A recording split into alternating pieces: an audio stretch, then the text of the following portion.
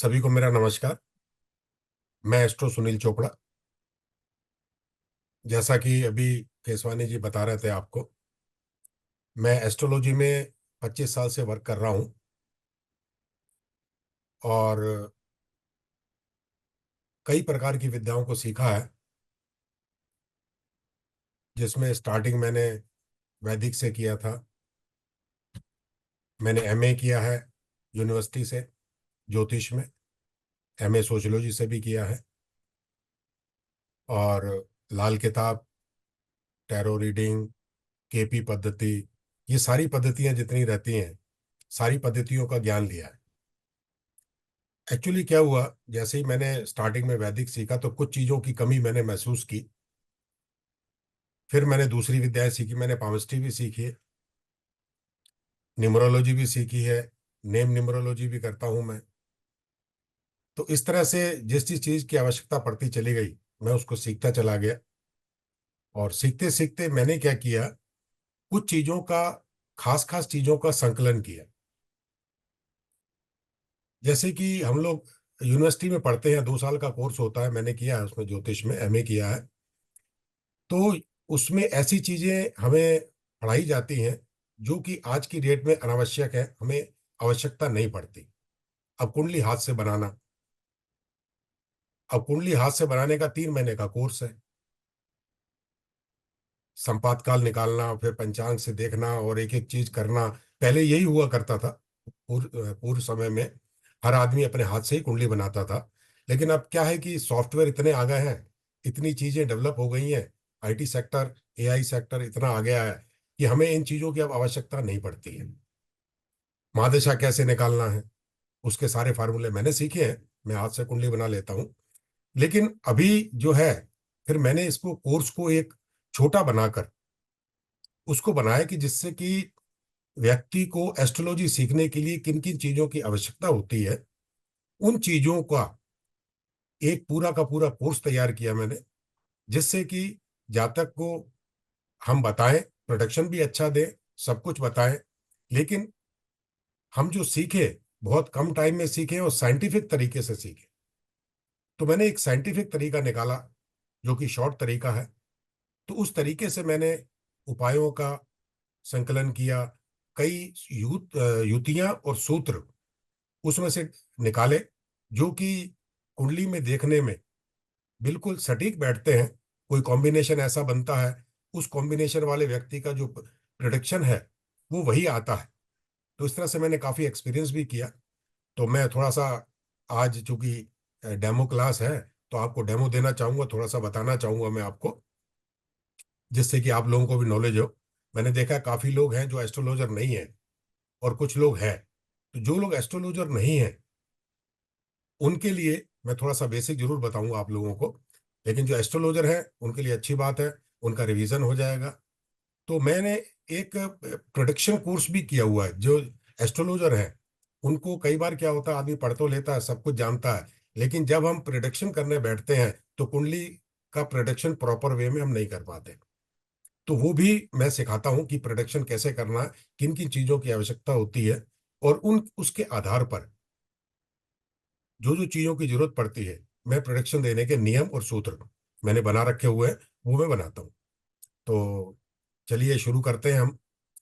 Basic से मैं start करता हूँ, क्या किस किस चीज़ों की आवश्यकता होती है हमें प्रोडिक्शन करने के लिए। तो जो लोग बेसिक नहीं जानते, नए लोग हैं, अभी एस्ट्रोलॉजी सीखना चाहते हैं, उनको थोड़ा सा मैं बेसिक जानकारी दूंगा। तो मैं एक स्क्रीन शेयर कर रहा हूँ आप लोगों के साथ।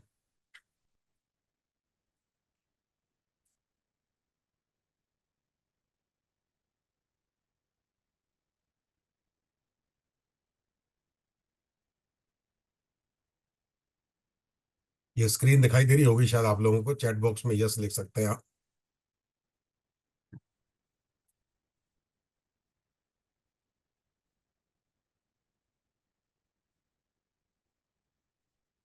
तो इस बेसिक कोर्स को सिखाने से पहले हम गणेश जी की वंदना करेंगे, क्योंकि ये प्रथम पूज्य हैं।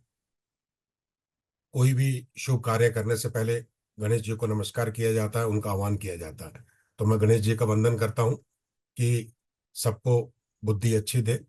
और ये भी एक ज्योतिष के बहुत बड़े कलाकार है, जिससे इनकी पूजा करने से ज्योतिष में आगे बढ़ने के काफी रास्ते खुलते हैं।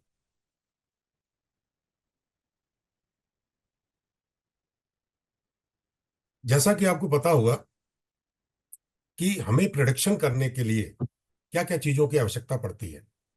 एक्चुअली में एस्ट्रोलॉजी में तीन चीजें मुख्य हैं। एक भाव, जो कि हमारे 12 भाव होते हैं। दूसरा 9 ग्रह। और तीसरा 12 राशियां। इन्हीं का सारा चक्कर है। ये किस तरह से बैठे हैं, कहाँ बैठे हैं, किसके साथ बैठे हैं, उसके हिसाब से हम जो है कुंडली का प्रोटेक्शन देते हैं कि उसका ग्रह कैसा है, और वो ग्रह की हैबिट क्या है, उसका कैरेक्टरिस्टिक्स क्या है। ये सारी चीजें देखकर ही हम कुंडली का प्रोडिक्ट करते हैं। जैसे कि हम स्टार्ट करते हैं 9 ग्रहों के ऊपर। 9 ग्रह हैं हमारे, जिसमें एक्चुअली में तो 7 ही हैं। राहु और केतु छाया ग्रह है, इसे ग्रह नहीं माना गया है, लेकिन सबसे बड़ा काम इन्हीं का होता है कुंडली के अंदर। अब सबसे पहले हम स्टार्ट करते हैं सूर्य से। जैसा कि आपको जानकारी होगी, सूर्य है जो है एक ऐसा ग्रह है, सूर्य और चंद्र, जो कि हम नंगी आंखों से डेली देख सकते हैं, और डेली इनके इफेक्ट हमारे ऊपर आते हैं। सबसे करीबी ग्रह हैं ये, जो हमें दिखाई देते हैं। इन्हीं के आधार पर 50% कुंडली का प्रोटेक्शन किया जा सकता है। सूर्य जो है एक क्रूर ग्रह माना गया है, देवों का राजा है, इसको राजा कहा गया है। सारे देवता इनके अधीन हैं, इनकी बात मानते हैं। और सूर्य को हमारी अपने जीवन में पिता भी कहा गया है। ये एक अग्नि तत्व है, गर्म है। अब चूंकि सूर्य है तो इसके अंदर ईगो भी होगी, और ऑर्डर देने की क्षमता भी होगी। जिस जातक का सूर्य अच्छा होता है, उसे सरकार से बेनिफिट मिलते हैं, सरकारी नौकरी लगती है, और मान सम्मान उच्च पद की प्राप्ति होती है। ये सूर्य का काम है, जो हमें उच्च पद देता है। और यदि सूर्य खराब हो जाए तो ये सारे फलों में कमी आ जाती है। और सबसे ज्यादा खराब सूर्य होता है जब उसकी राहु के साथ में युति होती है। यदि सूर्य और राहु दोनों एक साथ बैठ जाए तो ग्रहण योग लगता है। सूर्य को ग्रहण लग जाता है, और सूर्य ग्रहण होने से सूर्य खराब हो जाता है। इसी प्रकार सूर्य के साथ में शनि बैठ जाए, तब भी सूर्य का बल कम हो जाता है, क्योंकि सूर्य जो है पिता है, और शनि इनका पुत्र है। और ये आपस में इनकी कभी नहीं बनती है। ये दोनों आपस में दुश्मन है। दुश्मन होने के कारण, चूंकि वो पिता है, इसलिए पुत्र को कुछ नहीं कहता, लेकिन पुत्र हरकती है। उससे पिता जो है चुप रह जाता है, और कोई बुरे प्रभाव इतने नहीं देता, लेकिन उसका बल कम हो जाता है। उसके जो खुद के इफेक्ट है, जो मान सम्मान और उच्च पद हमें मिलना था, वो नहीं मिल पाता। ये था हमारा सूर्य का वर्णन, सूर्य के बारे में जानकारी कि सूर्य ग्रह क्या है। अगला ग्रह है हमारा चंद्रमा। चंद्रमा भी हम रात्रि में देखते हैं, हमें दिखाई देता है, और ये बढ़ता घटता रहता है। अमावस को बिल्कुल दिखाई नहीं देता है। उसके बाद प्रतिदिन बढ़ना शुरू हो जाता है, और पूर्णिमा पे आकर ये पूर्णतया से बढ़ जाता है। ये एक सौम्य ग्रह है। सौम्य ग्रह यानी शुभ ग्रह, निर्मल, पानी भी कहा गया है चंद्रमा को। और चंद्रमा जो है मन का कारक है। सूर्य जो था वो आत्मा का कारक था, और चंद्रमा जो है ये हमारे मन का कारक ग्रह है। चंद्रमा अच्छा है तो हमारा मन बहुत अच्छा रहेगा। हमारा हर जगह मन लगेगा कार्य करने में, और हम हमेशा खुश रहेंगे। और ये जलीय ग्रह है। अगर चंद्रमा खराब होता है तो हमें काफी परेशानियों का सामना करना पड़ता है। क्योंकि ये जलीय ग्रह है, हमारा शरीर भी जो है 70% जल से बना हुआ है। तो जल का प्रभाव हमारे शरीर पर काफी रहता है। अगर जल की कमी हो जाए हमारे शरीर के अंदर, तो डिहाइड्रेशन हो जाता है। तो इस तरह से जो चंद्रमा है, ये सूर्य की पत्नी भी कहा गया है, रानी भी कहा गया है इसको। और ये फीमेल प्लेनेट है। अगर चंद्रमा खराब होता है, ये चंद्रमा भी कुछ चीजों से खराब होता है। एक तो जब अमावस हो जाती है तो चंद्रमा का रोल ही खत्म हो जाता है। अमावस के दिन चंद्रमा हमें बिल्कुल दिखाई नहीं देता, तो इसके इफेक्ट भी हमको नहीं मिलते। और चंद्रमा भी जब राहु के साथ बैठ जाता है, वहां भी समस्या करता है। राहु के साथ बैठेगा, राहु भी चंद्रमा को ग्रहण लगा देता है, चंद्रमा हमारा खराब हो जाता है।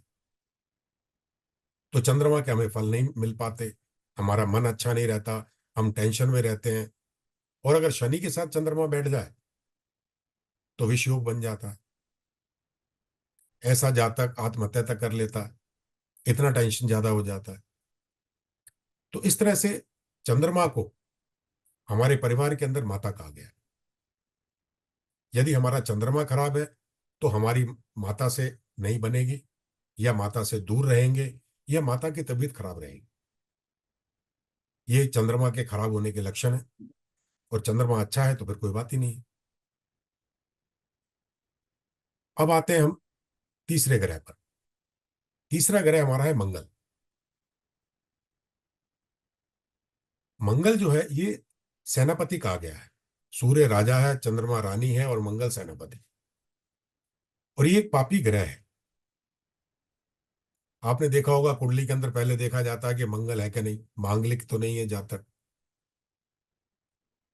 लग्न में, चौथे भाव में, सातवें भाव में, आठवें भाव में, और 12वें भाव में यदि मंगल बैठा हो तो वह जातक मांगलिक कहलाता है। मांगलिक का मतलब क्या है? मांगलिक का मतलब है कि उसका स्वभाव जो है उग्र है, उसके अंदर एनर्जी पावर बहुत अच्छी है, एनर्जी लेवल बहुत अच्छा है। उससे जितनी मेहनत करवाई जाए वो करता है। पुलिस में, सेना में ये जो लोग जाते हैं, ये ज्यादातर मंगल प्रभावी होते हैं, मांगलिक ही होते हैं। इनका मंगल बहुत अच्छा होता है, यही लोग ज्यादातर पुलिस के अंदर जाते हैं। अब ये पापी ग्रह है, सेनापति है, इसे उग्र तो होना ही चाहिए। तो प्रजा फौज को कैसे संभालेगा? जिस फौज का ये सेनापति है, अगर ये कड़क नहीं होगा, ये उग्र नहीं होगा, तो सेना को नहीं संभाल सकता। तो मंगल जो है उग्र स्वभाव देता है। और रिश्तेदारी में मंगल को जो है भाई कहा गया है। हमारे भाई जो है वो मंगल होते हैं। इस तरह से मंगल का स्वभाव रहता है। इनकी भी अगर युतियां ऐसी हो जाएं तो ये और भी क्रूर हो जाते हैं। जिस तरह से अभी राहु की मैंने बात कर रहा था, सूर्य के साथ सूर्य ग्रहण किया, चंद्रमा के साथ में चंद्र ग्रहण किया, मंगल के साथ जब राहु बैठ जाता है तो एक अंगारक योग बनाता है। अंगारक योग मतलब और ज्यादा उग्र हो जाता है। और यदि मंगल के साथ में केतु बैठ जाए तो केतु भी मंगल की तरह कार्य करने लगता है, यानी कि डबल मंगल का प्रभाव हो जाता है। तो ये था मंगल के बारे में। अब आते हैं बुध के बारे में। बुध जो है एक युवराज है, युवा है। ये जो है शुभ ग्रह माना गया है, स्त्री ग्रह भी कहते हैं इसको। बुद्धि का ग्रह भी है। बुद्धि, व्यापार, ये सारी चीजें हमें बुध देता है। बुध हमारा अच्छा नहीं है तो हमारी बुद्धि प्रॉपर वे में काम नहीं करते।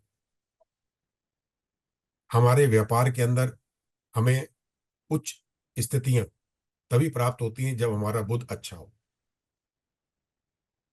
और बुध जो है हमारे परिवार के अंदर, हमारी बेटी, मौसी, बुआ, जो फीमेल रिलेशन होते हैं, वे बुध को डिनोट करते हैं, वह बुध होते हैं।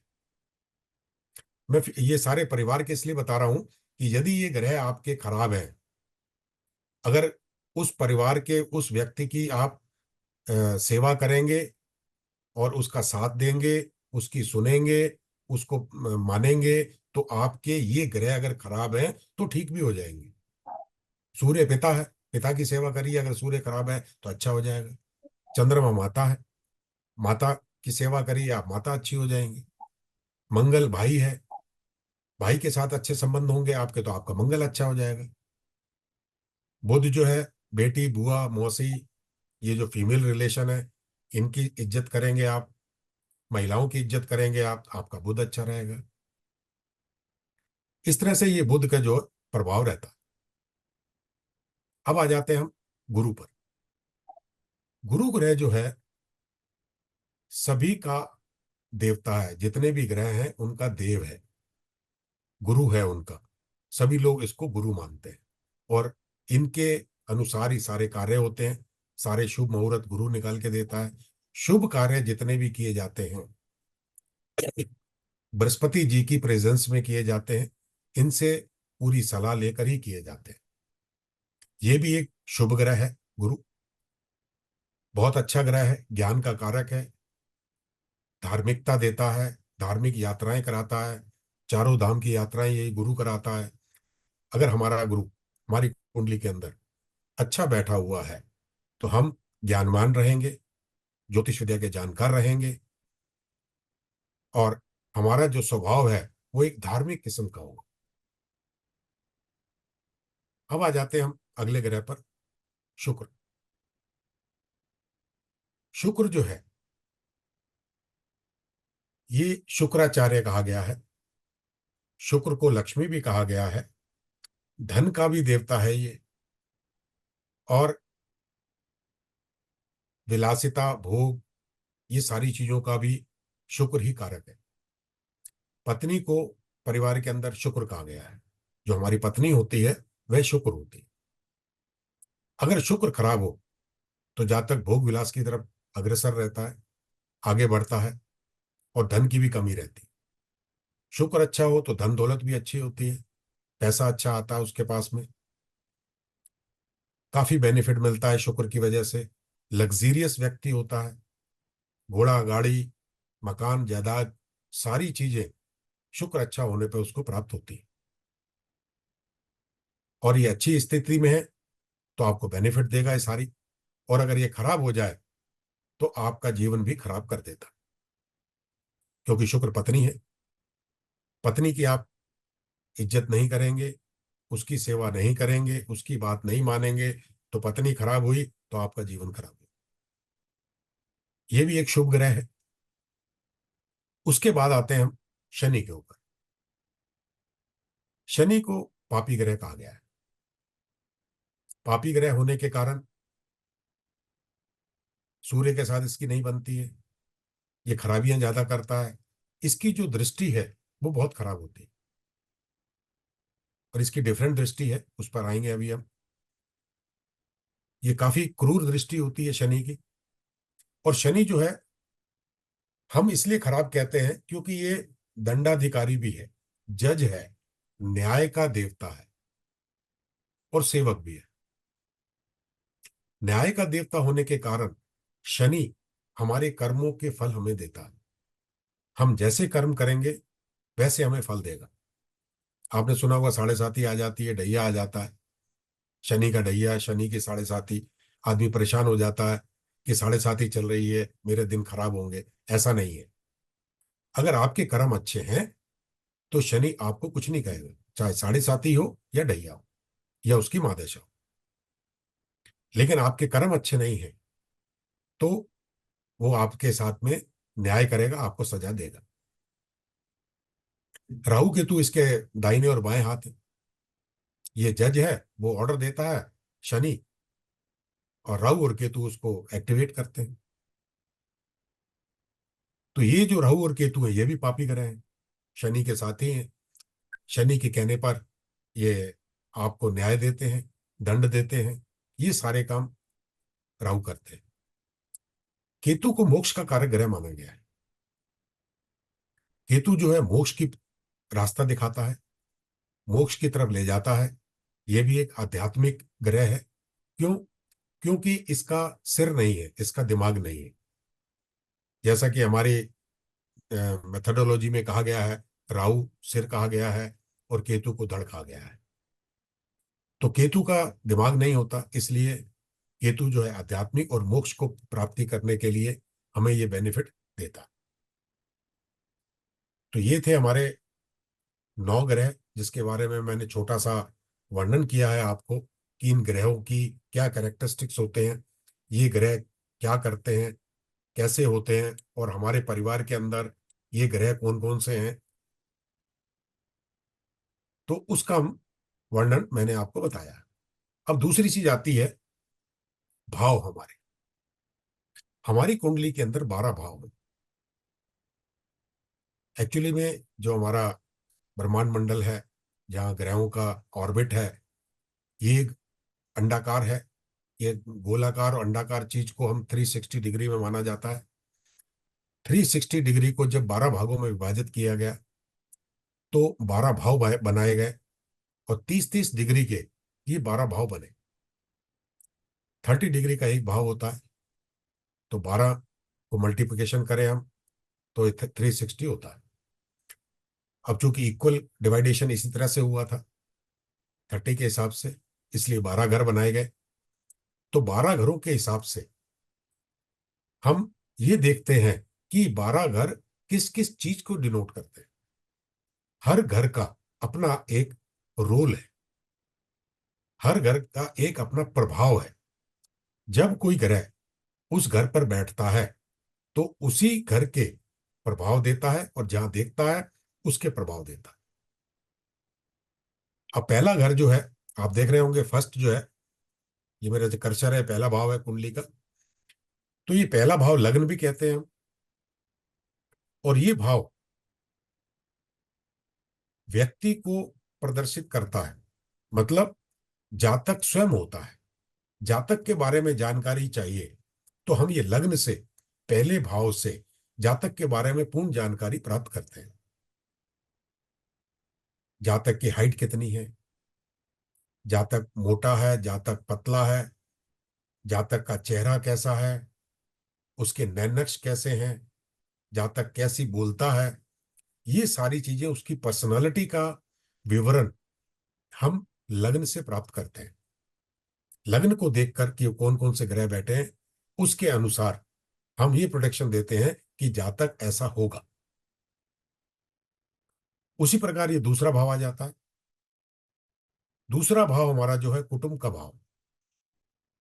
कुटुंब का भाव है, मनी का भाव है, पैसे का है, बैंक बैलेंस है, और पैतृक संपत्ति का भी भाव है। और भी है कई चीजें। ये मैं मेन मेन जो चीजें हैं वो आप लोगों को बता रहा हूं, जिससे कि आपको इसकी बेसिक जानकारी हो जाए।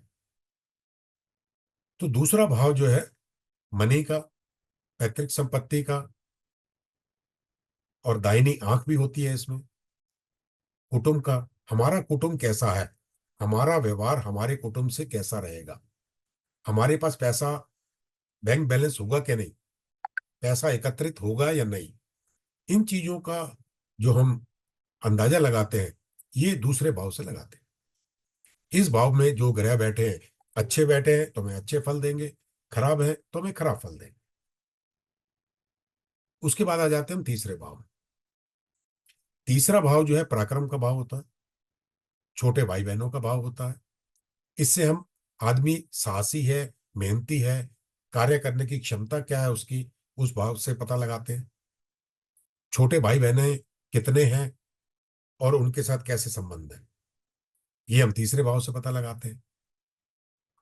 इसी प्रकार हमारा आ जाता है अगला भाव, चौथा भाव। चौथे भाव से हम अपनी सुख सुविधाएं देखते हैं कि हमें हमारे जीवन के अंदर सुख सुविधाएं मिलेंगी या नहीं मिलेंगी। जैसे मकान है, घोड़ा गाड़ी, पत्नी का सुख, जितने भी सुख साधन होते हैं, वो सारे सुख साधन हम चौथे भाव से देखते हैं। अगर हमारा चौथा भाव अच्छा है, इसमें अच्छे ग्रह हैं, तो हमें ये सारी चीजों का बेनिफिट मिलता है। और यदि ये चौथा भाव हमारा अच्छा नहीं है तो हमें इन चीजों का बेनिफिट नहीं मिलता। मकान किराए का होगा, अगर ये अच्छा भाव है तो मकान अपना होगा। इस तरह से चौथे भाव से इन चीजों का हम पता लगाते हैं। ऐसे ही आ जाता है हमारा पांचवा भाव। पांचवा भाव हमारा शिक्षा का भाव है, और पहली संतान का भाव। पहली संतान के बारे में देखना हो तो हम पांचवें भाव से देखते हैं।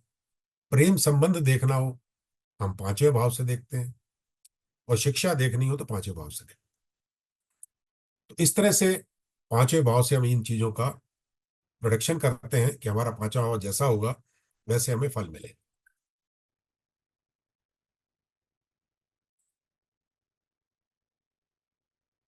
इसके बाद आ जाते हैं हम छठे भाव पर। ये छठा भाव जो है हमारे दुश्मनों का भाव है। ऋण रोग शत्रु, हमारे ऊपर लोन होगा कि नहीं होगा, हमारे ऊपर ऋण होगा कि नहीं होगा, ये हम छठे भाव से देखते हैं। हमारे शत्रु होंगे कि नहीं, हम शत्रुओं पर हावी रहेंगे या शत्रु हम पर हावी रहेंगे, कौन कौन से रोग होंगे हमें, बीमारियां कौन सी लगने वाली हैं, लगेंगी या नहीं, कब लगेंगी, ये सारी चीजों का विवरण हम ये छठे भाव से देखते हैं। ये छठा भाव है। उसके बाद आ जाते हैं हम सातवें भाव।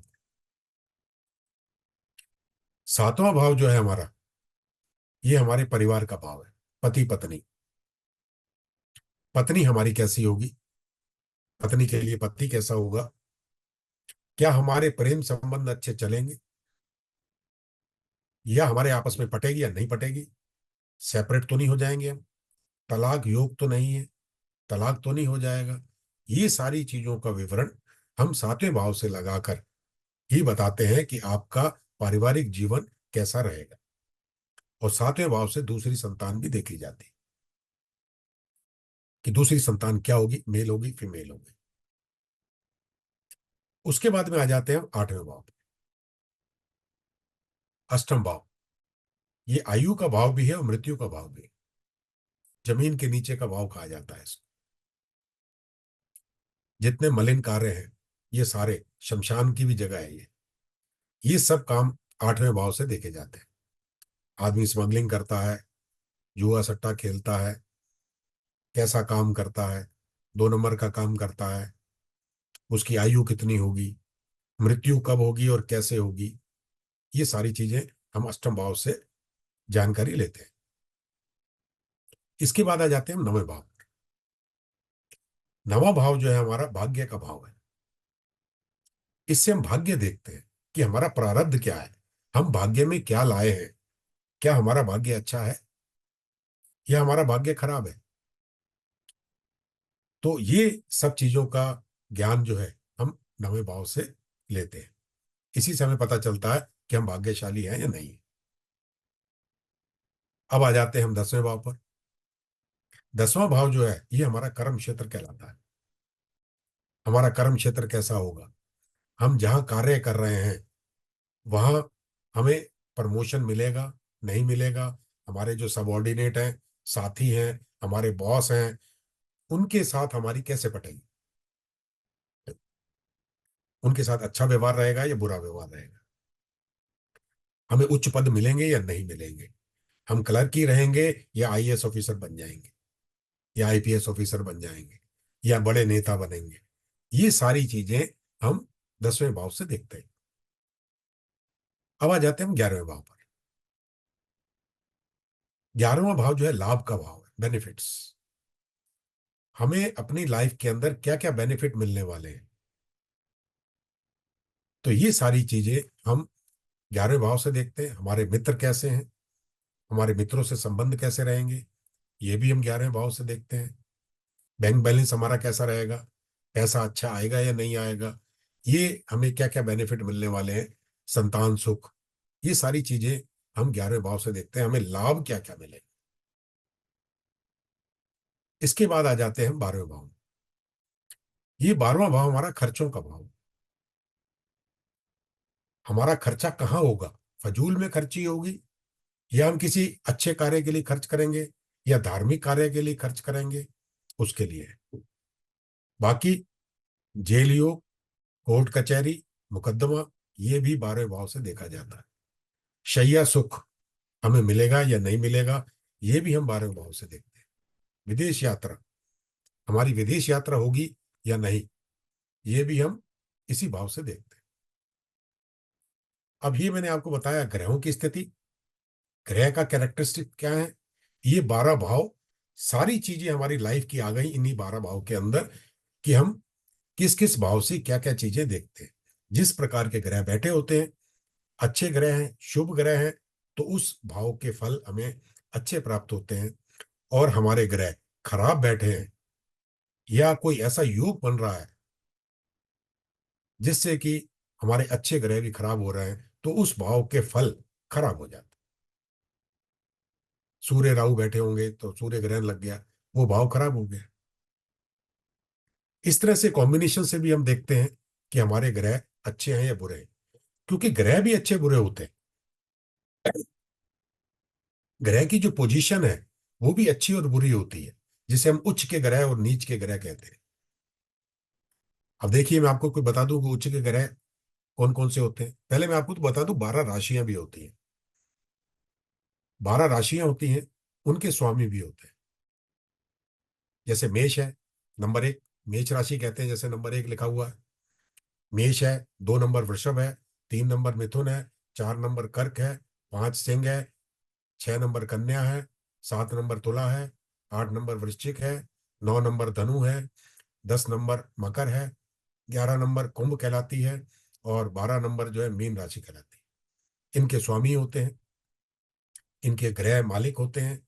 मेष का मंगल होता है, वृषभ का जो है शुक्र होता है, मिथुन का बुध होता है, कर्क का चंद्रमा होता है, सिंह का सूर्य होता है, कन्या का भी बुध होता है, और तुला राशि का शुक्र होता है।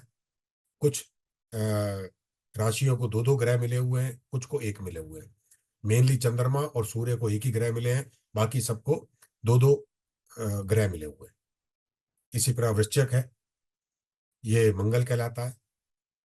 धनु है, इसका स्वामी गुरु है।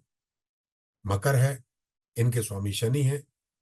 कुंभ है, इनके स्वामी शनि है। और मीन है, इनके स्वामी गुरु। इस तरह से 12 राशियां हैं। इन राशियों के अंदर ग्रह बैठते हैं, तो उससे पता चलता है कि ये उच्च का बैठ रहा है या नीच का बैठा है। जैसे कि सूर्य है, मेष राशि में सूर्य हमेशा उच्च का होता है। चंद्रमा वृषभ राशि में उच्च का होता है। राहु मिथुन राशि में उच्च का होता है। गुरु कर्क राशि में उच्च का होता है। बुध कन्या राशि में होता है। शनि जो है तुला राशि में उच्च का होता है। केतु धनु राशि में उच्च का होता है। मंगल जो है मकर राशि में उच्च का होता है। और शुक्र जो है मीन राशि में उच्च का होता है। ये ग्रह थे, इनका विवरण, जो कि अगर ये इस राशि में बैठ जाते हैं तो ये उच्च के कहलाते हैं। उच्च का मतलब ये रहता है कि बहुत अच्छे फल देते हैं। ग्रह मतलब बहुत अच्छा है, बशर्ते कि किसी पापी ग्रह की दृष्टि उस पर ना आ रही हो। अगर पापी ग्रह की दृष्टि आएगी तो उच्च का होते हुए भी वो ग्रह बलहीन हो जाएगा, खराब हो जाएगा। और अगर अगर शुभ ग्रह की दृष्टि है तो बहुत अच्छा है, और अच्छे फल देगा। इस तरह से हम ये प्रोटेक्शन करते हैं कि ग्रह क्या है, किस राशि में बैठा है, और कहाँ बैठा है, किस भाव में बैठा है। भाव, राशि और ग्रह, ये 3 चीजों का कॉम्बिनेशन हमें आ गया, हम प्रोटेक्शन करके बता देंगे कि सामने वाले को क्या प्रॉब्लम है और उसको क्या करना चाहिए। इसी तरह से ये ग्रह जब खराब होते हैं तो वो नीच के कहलाते हैं। तो जो अभी तक मैंने बताए थे, जस्ट इससे उल्टे हैं सारे मैक्सिमम। मेष राशि में सूर्य उच्च का था, अब ये शनि उच्च का हो गया। तुला में जो है शनि उच्च का था, सूर्य नीच का हो गया। ये शनि नीच का हो गया मेष राशि में, तुला में उच्च का था। ऐसे ही केतु है, ये मिथुन राशि में नीच का हो गया। मंगल है, कर्क राशि में नीच का कहलाता है। और कन्या में शुक्र नीच का कहलाता है। तुला में सूर्य नीच का है। वृश्चिक में चंद्रमा नीच का कहलाता है। धनु में राहु नीच का कहलाता है। गुरु जो है मकर राशि में नीच का कहलाता है। और बुध जो है मीन राशि में नीच का कहलाता है। इस तरह से ये नीच के ग्रह होते हैं। अगर नीच के ग्रह हैं तो ये अच्छे फल नहीं देते। लेकिन यदि इनका नीच भंग हो जाता है, नीच भंग राजयोग भी होता है। एक विपरीत राजयोग होता है, एक नीच भंग राजयोग होता है। नीच भंग हो जाता है तब ये राजयोग बन जाता है। जैसे एग्जाम्पल के लिए मैं आपको बता देता हूं, चंद्रमा वृश्चिक राशि में बैठा नीच का होता है, और यदि ये दूसरे भाव में मंगल बैठ जाए, क्योंकि मंगल इसका स्वामी है वृश्चिक राशि का, दूसरे भाव में बैठकर शनि को देखता है, इसका नीच भंग हो जाता है। इस तरह से सब ग्रहों के नीच भंग होते हैं। उसके नियम है, 5-7 नियम है नीच भंग होने के, कि किस किस तरह से नीच भंग होते हैं। तो इस तरह से ये सारी चीजों का हमें ज्ञान होना चाहिए। फिर हमारी आ जाती है महादशाएं। कोई भी ग्रह अच्छा है या बुरा है, हमें जिंदगी भर वो अच्छे या बुरे फल नहीं देता है। अब बच्चा पैदा हुआ, कुछ ग्रह उसके खराब हैं तो हमेशा थोड़ी खराब रहेंगे, कुछ ग्रह अच्छे हैं तो हमेशा अच्छे थोड़ी फल मिलेंगे। ये महादशाओं के ऊपर डिपेंड करता है कि आपकी महादशा कौन सी चल रही है। महादशा निकाली कैसे जाती है? महादशा तब निकाली जाती है जब कोई बालक पैदा होता है, चंद्रमा जिस नक्षत्र में होता है, उस नक्षत्र का जो स्वामी है, उस स्वामी की महादशा प्रारंभ होती है भोग्य काल काटकर। कुछ भोग्य काल रहता है, उसको हटाकर, उतना समय हटाकर उसकी महादशा शुरू हो जाती है, चंद्रमा जिस नक्षत्र में है उस नक्षत्र के स्वामी से। अब इन ग्रहों की समय निश्चित है कि कौन सी महादशा कितने समय तक रहती है, अंतर्दशा कितने समय तक रहती है, प्रत्यांतर, प्राण, सूक्ष्म दशा, ये सारी चीजों के समय निर्धारित हैं। मैं महादशा का आपको बता देता हूं कि महादशा के समय कौन कौन से हैं। सूर्य जो है 6 वर्ष तक रहता है, और चंद्रमा जो है 10 वर्ष तक इसकी महादशा रहती है। मंगल की जो है 7 वर्ष तक रहती है, राहु की 18 वर्ष तक, गुरु की 16 वर्ष तक, सूर्य की 6 वर्ष तक, चंद्रमा की 10 वर्ष तक, और मंगल की है 7 वर्ष तक। राहु 18 वर्ष तक रहता है और गुरु 16 वर्ष तक रहता है। ये जो मैंने चीजें आपको बताई हैं, महादशा, अंतरदशा, प्रत्यांतर दशा, इसी के आधार पर ही हम ये देखते हैं कि जो ग्रह हमारे अच्छे हैं वो अच्छे फल देंगे इनकी दशाओं में, और जो ग्रह हमारे खराब बैठे हैं वो हमें खराब फल देंगे। इसी प्रकार ग्रहों की दृष्टियां होती हैं, हर ग्रह की अपनी अपनी दृष्टि है, सातवीं दृष्टि सभी की होती है, और दो तीन ग्रह ऐसे हैं जिनकी अलग अलग दृष्टियां हैं। जैसे शनि है, इसकी तीसरी और 10वीं दृष्टि अलग है, सातवीं तो सबकी है, तीसरी और 10वीं होती है। मंगल है, इसकी चौथी और 8वीं होती है। गुरु है, इसकी 5वीं और 9वीं भी होती है। और बाकी ग्रहों के सारे की 7 दृष्टियां होती हैं, राहु की भी 5, 7, 9 होती है। तो इस तरह से इनकी ये दृष्टियां होती हैं। ऐसे ही हमारे 27 नक्षत्र होते हैं, हर नक्षत्र का स्वामी है।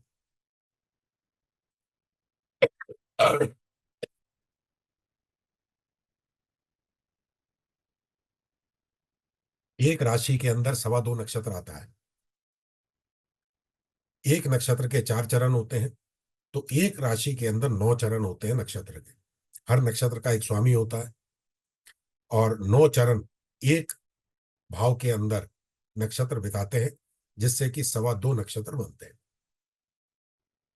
इस तरह से पूरे 27 नक्षत्र होते हैं, जो कि चंद्रमा की 27 रानियां हैं, ऐसा कहा गया है। उनको 27 नक्षत्रों की उपाधि मिली हुई है। तो नक्षत्र भी किस ग्रह में है उसे भी देखना होता है प्रोडिक्शन देते समय, कि हम हमारा ये ग्रह इस भाव के अंदर किस नक्षत्र में बैठा है और उसको स्वामी कौन है, क्या वो मित्र है या शत्रु है। उस हिसाब से हम उसका प्रोडिक्शन देते हैं। तो इनको भी जानकारी लेना बहुत आवश्यक होती है। ये सारी जो चीजें मैंने आपको बताई हैं, ये बेसिक चीजें हैं। बेसिक चीजों का ज्ञान होना चाहिए, तभी आप आगे एडवांस में जा सकते हैं। तो ये सारी बेसिक चीजें थी, बेसिक चीजों में यही चीज सिखाई जाती है। मैंने अभी शॉर्ट में सिखाया, क्योंकि डेमो है, 1 घंटे का टाइम था। तो इसको विस्तार पूर्वक हम इसका पूरा वर्णन करते हैं, सब चीजें बताते हैं कि कौन सा ग्रह है, कहाँ बैठता है तो क्या करता है, हर भाव के अंदर क्या क्या इफेक्ट देता है। तो वो चीजें हैं। इसके बाद एडवांस एस्ट्रोलॉजी भी आती है, जिसमें हम फिर प्रोफेशनल ले लेते हैं, मैरिज के बारे में ले लेते हैं, कुंडली मिलान आ जाता है, मेडिकल एस्ट्रोलॉजी आ जाती है, कौन सी बीमारी होगी, कैसे होगी, महादशा अंतरदशा कैसे निकालते हैं, गोचर कैसे करते हैं, प्रोडिक्शन कैसे निकालते हैं, और रेमेडीज कैसे देते हैं। ये सारी चीजें फिर हमारी एडवांस में आ जाती हैं। अलग अलग चीजों का पूर्ण विवरण देते हैं हम। जैसे प्रोफेशनल एस्ट्रोलॉजी है, कुंडली मिलान है, मेडिकल एस्ट्रोलॉजी है, कौन सी बीमारियां हैं, उनके उपाय क्या हैं, रेमेडीज भी देते हैं। नवमांश क्या है, नवमांश के बारे में, गोचर कैसे इफेक्ट करता है, ये सारी चीजें हम बताते हैं। तो फिर फार्मूले हैं हमारे पास में, युतियां हैं हमारे पास में। जो युतियां अगर आपको देखने को मिल जाती हैं, कुंडली के अंदर, तो आप तुरंत आंख बंद करके बता सकते हैं कि आपके साथ ऐसा होने वाला है। जैसे कि एक दो युतियां आपको बता देता हूं मैं। सूर्य शुक्र अगर चौथे भाव में बैठा हो तो दो विवाह योग होते हैं, दो विवाह होंगे ही होंगे। अगर सप्तम भाव में मंगल राहु और शनि की युति हो या बैठे हो, या दो बैठे हो और एक की दृष्टि हो, तब तलाक योग बनता है, तलाक होगा ही होगा। सूर्य बुध शुक्र अष्टम भाव में बैठ जाए, विधवा योग बनता है। इस तरह से कई युतियां हैं, कई योग हैं। मंगल शुक्र एक साथ बैठ जाए, ये भी दो विवाह योग बनाते हैं। सूर्य शुक्र, शुक्र खराब हो जाता है, आदमी कामुक हो जाता है। तो इस तरह से काफी 40-50 युतियों का हमने कॉम्बिनेशन बनाया हुआ है कि सिर्फ हम सूत्र ही बता दें, उसी से सारा प्रोटेक्शन निकल आता है। फिर इनकी रेमेडीज है कि रेमेडीज क्या क्या देना है, क्या क्या उपाय देना है। और फिर कुंडली से देखते हैं कि मकान खरीद पाएगा कि नहीं खरीद पाएगा, मकान इनके योग में है या नहीं है, अगर नहीं है तो कैसे है। तो ये सारी चीजों का विवरण हम देते हैं। तो काफी कुछ मैंने आज आपको बेसिक चीजें बता दी हैं। तो केसवानी जी से मैं रिक्वेस्ट करूंगा कि वो आगे का संभालें और बताएं लोगों को कि हमारा क्या प्लानिंग है आगे चल के, कि हमारे कोर्सेज के बारे में डिटेल क्या है। तो केसवानी जी,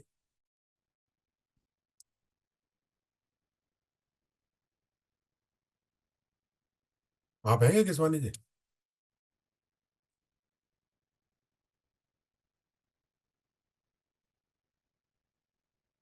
आप लोगों को कुछ समझ में आया जो मैंने बेसिक बताया? अगर आया हो तो यस लिख दीजिए, और नहीं आया हो तो नो लिख दीजिए। मुझे ही पता चले, क्योंकि वीडियो तो किसी के खुले नहीं है, दो चार लोगों के ही खुले हैं, बाकी सब वीडियो ऑफ है। अब आप लोग बैठे हैं नहीं बैठे मुझे नहीं पता है। तो चैट बॉक्स में कम से कम आप लिख सकते हैं कि हमने सुना और हमारी समझ में आया या नहीं आया, यस और नो। आप चैट बॉक्स में लिख दीजिए, तो मेरा प्रोत्साहन बढ़ेगा, मुझे ऐसा लगेगा कि आप लोग सुन रहे हैं। ठीक है, very good. Raghunath ji, yes. मुझे लगे कि आप लोग सुन रहे हैं, ऐसा नहीं लगे कि आप ज्वाइन करके और बाहर घूमने चले गए। Good information. जी जी।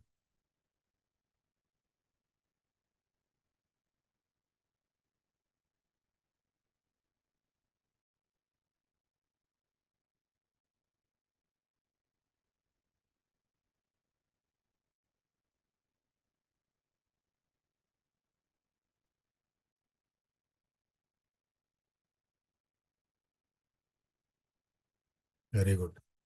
बहुत अच्छा लगा आप लोगों का कमेंट सुनकर, कि आप लोगों को कम से कम समझ में तो आया, और आप लोग सुन रहे थे।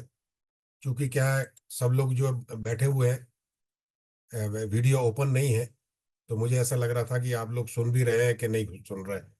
तो मैंने कहा आपसे ये पूछ लूँ मैं।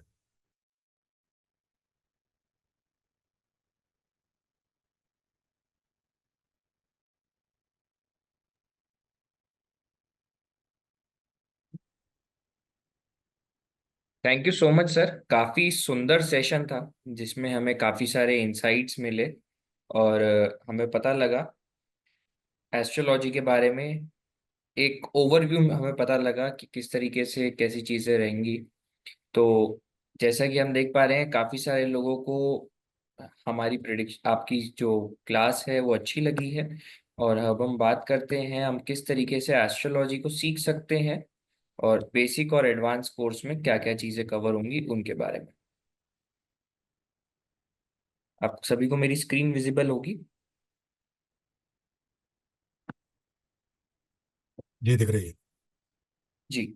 तो सबसे पहले बात करते हैं हम बेसिक एस्ट्रोलॉजी कोर्स में, जो कि एक 11 दिन का लाइव क्लासेस का कोर्स रहेगा।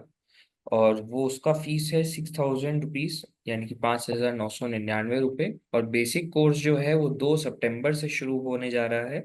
और अप्रोक्सीमेट जो टाइम रहेगा 7 बजे से 8 बजे तक का रहेगा। तो आप सभी लोग ज्वाइन कर सकते हैं 2 सितंबर तक। और 7 से 8 के टाइम में आप सभी को ज्वाइन करा जाएगा। और जो हमारा एडवांस कोर्स है वो 10 दिन का है, जो कि 10 लाइव क्लासेस होंगी, जिसमें फीस रहेगी 5,999 रुपये। और ये भी 2 सितंबर से शुरू होने वाला है, और टाइमिंग रहेंगे 9 से 10 बजे के। 9 से 10 तक आपको रोज लाइव क्लासेस मिलेंगी, जिसमें कि आप ज्वाइंट रहेंगे, आपका डिस्कशन होगा हमारे साथ, सर के साथ। और आपको हम बेसिक नॉलेज देंगे, एडवांस नॉलेज देंगे। अगर आप बेसिक जानते हैं तो आप डायरेक्टली एडवांस से भी ज्वाइन कर सकते हैं। और अगर आप नए लर्नर हैं, आप सिर्फ बेसिक सीखना चाहते हैं, समझना चाहते हैं, तो आप बेसिक आएंगे सीखेंगे, उसके बाद फिर आप एडवांस में भी जा सकते हैं। यहाँ पे किसी का कोई क्वेश्चन हो तो प्लीज आप चैट बॉक्स में डालिए। जी, आपको रिकॉर्डिंग मिलेगी, भारत जी। रिकॉर्डिंग और पीडीएफ दोनों मिलेंगे कोर्स के। जी, और यहाँ पे आज हमारे पास स्पेशल ऑफर भी है आप सभी के लिए। अगर आप बेसिक और एडवांस कोर्स दोनों का साथ में एनरोलमेंट करवाते हैं तो आपको 1,000 रुपीज का उसमें डिस्काउंट मिलेगा। तो जो हमारा टोटल बैठता है 12,000 रुपये का, वो आप 11,000 में एनरोलमेंट करवा सकते हैं, और आपको 21 दिन का टोटल जो हमारा लाइव कोर्स का है वो आपको अवेलेबल करा जाएगा। किसी का कोई भी क्वेश्चन हो तो आप प्लीज एक बार चैट बॉक्स में डाल दीजिए। और अभी हम लोग व्हाट्सएप का ग्रुप भी ओपन करेंगे, तो वहां पे भी आप क्वेश्चंस डाल सकते हैं, जिसको हम इंटरेक्टिव वे में आपको आंसर करेंगे।